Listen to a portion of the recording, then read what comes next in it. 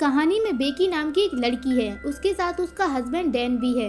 इन दोनों की नई नई शादी हुई है। इन दोनों को पहाड़ों पे चढ़ने का शौक है। इनके साथ बेकी की फ्रेंड भी है जिसका नाम हंटर है। और जब डैन ऊपर चढ़ ही रहा होता है तो उसकी नजर एक घोंसले पर पड़ती है। वो घोंसले के अंदर हाथ डालकर देख ही रहा होता है कि अंदर क्या है। इतने में अंदर से एक पंछी बाहर आता है। उसे देखकर डैन डर जाता है। इस वजह से वो जोर से नीचे की ओर गिरता है। उसके साथ रस्सी बंधी होने की वजह से वो अटक जाता है।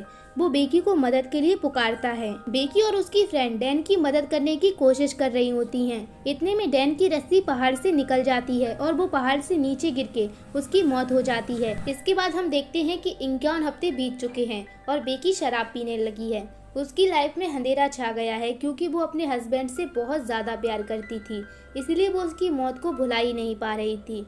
उसने डैन की अस्थियों का विसर्जन भी नहीं किया था। इतने में बेकी की फ्रेंड हंटर वहां आ जाती है, वही फ्रेंड जो डैन की मौत वाले दिन उन दोनों के साथ थी। हंटर जब वहां आती है तो उसे पता चलता है कि बेकी ने अपनी जान लेने की कोशिश की थी, तो वो बेकी से बोलती है कि हमें दोबारा से क्लाइंबिंग करनी चाहिए। तब वो अपने फोन में से बेकी को 3 बड़े टावर की फोटो दिखाती है, जिनमें से एक टावर की ऊंचाई 2000 फीट होती है और वहाँ कोई भी इंसान आता जाता नहीं है। बेकी जाने से मना कर देती है, पर हंटर उससे बोलती है कि तुम टावर पे चढ़ने के बाद डैन की राख को वहाँ से उड़ा देना, इससे उसकी आत्मा को शांति मिल जाएगी। तो फिर बेकी मान जाती है। तो अब वो दोनों वहाँ पहुँच जाते हैं और फिर हंटर वीडियोस बनाने लगती है और फोटो क्लिक करने लगती है। इसके बाद वो इन्हें इंस्टाग्राम पर पोस्ट कर देती है। अब हम देखते हैं कि बेकी और उसकी फ्रेंड बिल्कुल टावर के सामने खड़ी होती हैं और उसकी ऊंचाई बहुत ज़्यादा होती है। पहले कभी भी इन्होंने इतना बड़ा टावर नहीं देखा होता है। उन दोनों को डर लग रहा होता है, पर फिर भी वो टावर पर चढ़ना शुरू कर देती हैं। हंटर आगे चल रही होती है, पर बेकी को थोड़ा डर लग रहा होता है क्योंकि उसे पता होता है कि जिन सरियों की वजह से टावर खड़ा हुआ है वो बहुत पुराने हो चुके हैं। और जैसे जैसे वो लोग ऊपर चढ़ रहे होते हैं तो उन सरियों की आवाज़ जोर जोर से आने लगती है। अब वो दोनों आधा टावर चढ़ चुके हैं और उधर जो हवा चल रही होती है वो बहुत ज़्यादा तेज होती है क्योंकि अब वो 1000 फीट की ऊंचाई तक पहुंच चुके होते हैं। अभी लगातार वो लोग ऊपर चढ़ रहे होते हैं और जब बेकी नीचे देखती है तो उसे डर लगना शुरू हो जाता है क्योंकि उसने 1 साल से क्लाइंबिंग नहीं की होती है। वो लोग ऊपर पहुंचने ही वाले होते हैं कि तभी एक सीढ़ी पर पैर रखते ही वहां से एक स्क्रू बाहर निकल जाता है, जिसके बारे में इन दोनों को पता ही नहीं होता। अभी वो दोनों 2000 फीट ऊपर पहुंच चुके होते हैं, यानी टावर के टॉप पर पहुंच चुके हैं। इतने ऊपर पहुंचने के बाद, इतना बड़ा टारगेट अचीव करने के बाद अब बेकी को बहुत ज़्यादा अच्छा लगता है। वो दोनों बहुत सारी फोटोज क्लिक करती हैं, एंजॉय करती हैं। साथ ही हंटर जो ड्रोन कैमरा साथ लाई थी उससे वो बहुत सारी वीडियोस भी बनाती है ताकि सोशल मीडिया पर उसे अपलोड कर सके। हंटर इतनी ज़्यादा खुश होती है कि वो टावर की एक साइड से लटक जाती है और इसके बाद वो बेकी को भी ऐसा करने के लिए कहती है। बेकी भी ऐसा करती है और ऐसा करने के बाद वो दोनों बहुत ज़्यादा खुश होती हैं। बेकी डैन की राख को वहाँ से उड़ा देती है, जिसके बाद वो और उसकी दोस्त बहुत ज़्यादा इमोशनल हो जाते हैं। फाइनली बेकी अभी एक्सेप्ट कर लेती है कि डैन अब इस दुनिया में नहीं रहा और अब वो उसकी लाइफ की एक नई शुरुआत है। ये सब होने के बाद वो दोनों अपना बैग पैक करके नीचे जा रहे होते हैं। सबसे पहले बेकी नीचे उतर रही होती है कि तभी वो स्क्रू जो निकल गया था उस जगह से सीढ़ी टूट जाती है और बेकी हवा में लटक जाती है, पर रस्सी की वजह से वो नीचे नहीं गिरती। फिर हंटर उसे ऊपर खींच लेती है, बट गिरते टाइम बेकी का बैग डिस्क में अटक जाता है जिसमें उन दोनों के खाने का सामान होता है। हंटर मदद के लिए अपना फोन निकालती है, पर उसमें नेटवर्क नहीं आ रहा होता है, यानी अब ये 2000 फीट की ऊंचाई पर फंस चुके हैं। यहाँ दूर दूर तक अब कोई नजर नहीं आ रहा था। अगर कोई हुआ भी तो इतनी ऊंचाई पे ना तो इन्हें सुन सकता था और ना देख सकता था। यही टावर के ऊपर एक बॉक्स होता है जिसमें दूरबीन और एक फ्लेयर गन मौजूद होती है, पर दिन में फ्लेयर गन चलाने का कोई भी फायदा नहीं है क्योंकि फ्लेयर गन को दिन में कोई नहीं देखेगा। अभी दूरबीन से देखते टाइम इनको एक गाड़ी दिखती है, लेकिन वो लोग इतनी ऊंचाई पे इन्हें नहीं देख सकते। हंटर इसके बाद फिर से अपना फोन देखती है तो उसे पता चलता है कि उसने टावर से जिन फोटो को पोस्ट किया था वो पोस्ट हो चुकी हैं और उस पे बहुत सारे लाइक भी आ चुके हैं। इसका मतलब ये है कि टावर के तल पर कवरेज है और वो अपनी मदद के लिए अपने फ़ोन से एक रिकॉर्डिंग करती है और उसे इंस्टाग्राम पर पोस्ट कर देती है। इसके बाद वो अपने फ़ोन को रस्सी से नीचे की ओर लटका देती है जिससे कवरेज आए और उसका मैसेज पोस्ट हो जाए। लेकिन काफ़ी देर वेट करने के बाद भी ऐसा नहीं होता और उसके बाद हंटर अपना एक सॉक्स शूज़ में रखती है और उसे नीचे फेंक देती है ताकि नीचे गिरने के बाद उसका मैसेज पोस्ट हो जाए और इनकी मदद के लिए कोई आ जाए।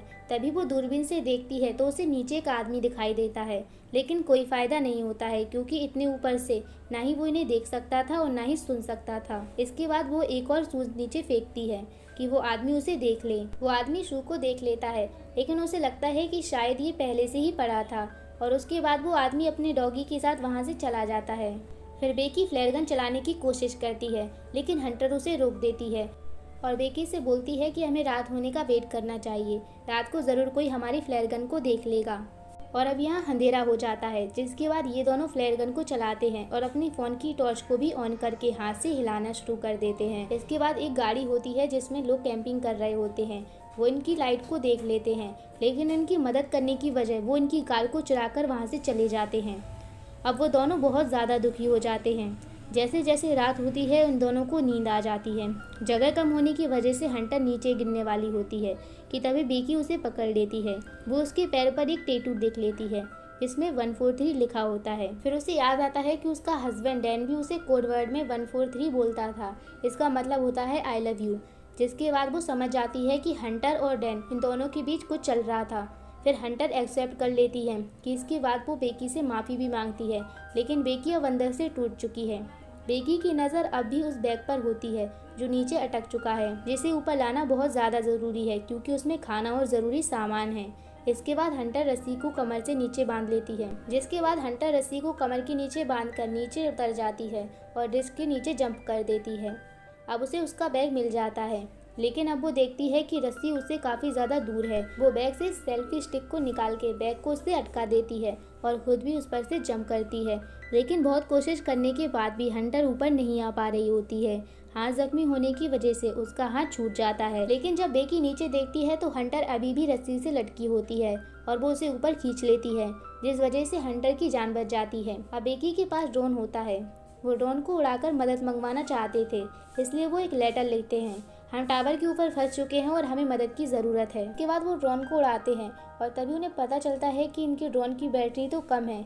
इसके बाद वो ड्रोन को वापस बुला लेते हैं और अब एक बार फिर से रात हो जाती है। रात को बेकी जब सोती है तो देखती है कि टावर के टॉप पर एक लाइट जल रही होती है, यानी इसमें करंट है। वो बड़ी मुश्किल से ऊपर चढ़ती है और ड्रोन के चार्जर से ड्रोन को चार्ज करने लगती है। जब तक ड्रोन चार्ज नहीं हो जाता तब तक उसे वहीं पर लटके रहना पड़ता है। अब ड्रोन चार्ज हो जाता है तो बेकी नीचे उतर जाती है। इसके बाद वो ड्रोन पर उसी चिट को लगाते हैं जिस पर लिखा होता है कि हमें मदद की जरूरत है, और अब वो फिर से एक बार ड्रोन को उड़ाते हैं और उसे उसी घर की तरफ भेजते हैं जो सामने दिख रहा होता है। ड्रोन पहुंचने ही वाला होता है कि उससे पहले एक कार उससे टकरा जाती है और ड्रोन टूट जाता है। अब उनकी आखिरी उम्मीद भी टूट जाती है और अब इन्हें कोई भी उम्मीद नहीं है कि इनकी मदद के लिए कोई आएगा। उसके बाद बेकी हंटर से बोलती है कि मुझे अपना फ़ोन दो, मैं उससे अपने डैड को मैसेज करूंगी, उसके बाद हम उसे नीचे फेंक देंगे, हो सकता है कवरेज आ जाए और मेरे डैड को पता चल जाए।